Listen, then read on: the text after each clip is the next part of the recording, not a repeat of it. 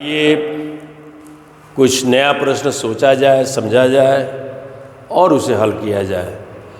बहुत से प्रतियोगी परीक्षाओं में इस तरह के क्वेश्चन पूछ दिए जाते हैं तो हम जो है कर नहीं पाते हैं।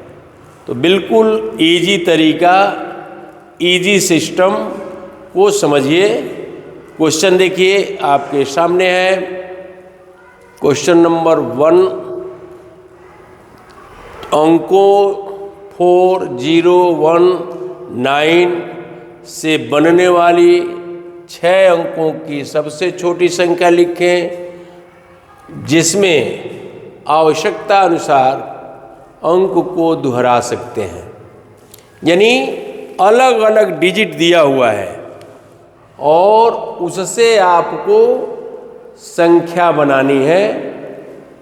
देखने में लग रहा है कि 4 ही डिजिट है और हमें बनाना है 6 अंकों का।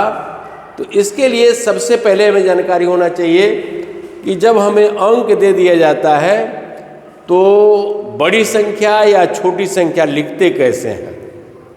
तो दिमाग में आप बिल्कुल अस्थायी तौर पर बैठा लीजिए कि जब हमें अलग अलग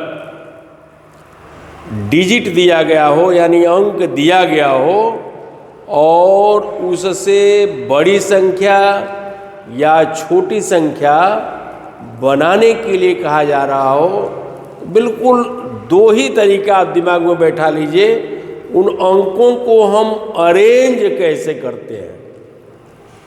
तो हमेशा बड़ी संख्या डिसेंडिंग आर्डर में लिखते हैं और छोटी संख्या एसेंडिंग आर्डर में, यानी बड़ी संख्या हम घटते क्रम में लिखते हैं। बड़े अंकों का प्रयोग पहले और छोटे अंकों का प्रयोग बाद में।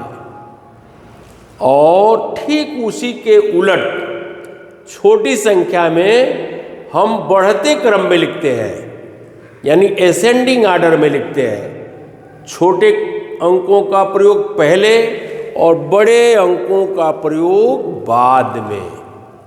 यदि इतना आप दिमाग में रखते हैं तो कहीं भी इस तरह के प्रश्न आएंगे तो आप आराम से हल कर सकते हैं। दूसरा चीज, इस प्रश्न में दिया है हमें 4 ही डिजिट और हमें 6 डिजिट का बनाना है। 6 अंकों का सबसे छोटी संख्या बनती हो उसे बनाना है। तो दिमाग में हमें रखना है कि बताया गया है कि हमेशा छोटी संख्या एसेंडिंग आर्डर में लिखते हैं, अर्थात छोटे अंकों का प्रयोग पहले करते हैं, बड़े अंकों का प्रयोग बाद में करते हैं। लिहाजा छोटे अंकों का प्रयोग करेंगे हम पहले, बड़े अंकों का प्रयोग करेंगे बाद में। और कम डिजिट दिया गया हो तो छोटे अंकों को ही दोहराते हैं और बड़ी संख्या में बड़े अंकों को दोहराते हैं। तो बिल्कुल इजी तरीके से, छोटा अंक तो 0 है, 0 को आप पहले रख देंगे तो इसका वैल्यू समाप्त हो जाएगा। तो उसके बाद क्या है? 1। तो 1 को आप पहले रखिए और कहा है अंकों को दोहरा सकते हैं। तो देखने के लिए जैसे छोटी संख्या हो गई आपकी, पहले हो गया 1, ठीक है, और उसके बाद से यदि ऐसे आप लिखते हैं, दिमाग में रखिए,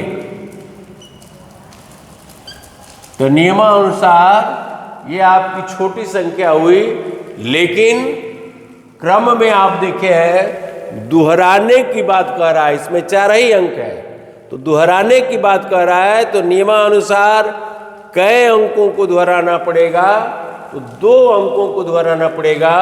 लिहाजा इसमें जो महत्वपूर्ण चीज है ये देखेंगे हम।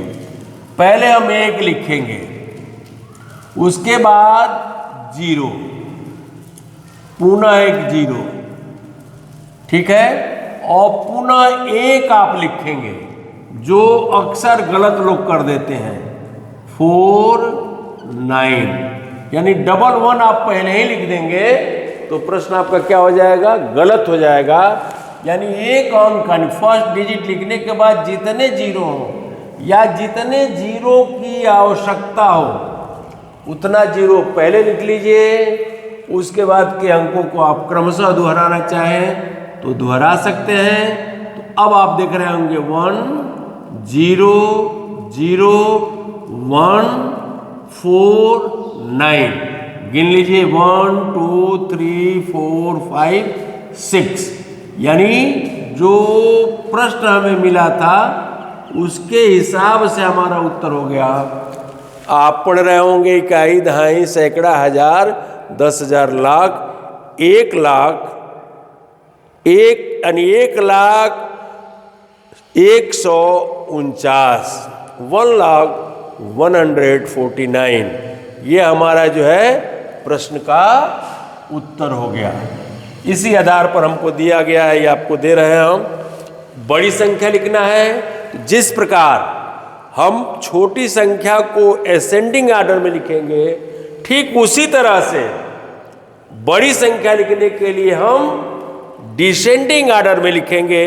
अर्थात बड़े अंकों को पहले, छोटे अंकों को बाद में। उसी हिसाब से आपको सोचना है कि कौन कौन से अंक हम दोहरा दें तो हमारे प्रश्न का उत्तर मिल जाएगा। यदि आपको ये वीडियो अच्छा लगा हो तो कलिंद नवोदय सैनिक क्लासेस के अतिरिक्त यूपीपी, सीटेट, यूपी टेट और रेलवे और अभी अभी समूह ग की भी वैकेंसी निकलने वाली है, उससे संबंधित जो लोग हैं वह भी इन क्वेश्चंस को देख सकते हैं, समझ सकते हैं। हमारे चैनल को आप सब्सक्राइब करिए, लाइक करिए और अधिक से अधिक अपने मित्रों में शेयर करिए। बहुत बहुत धन्यवाद।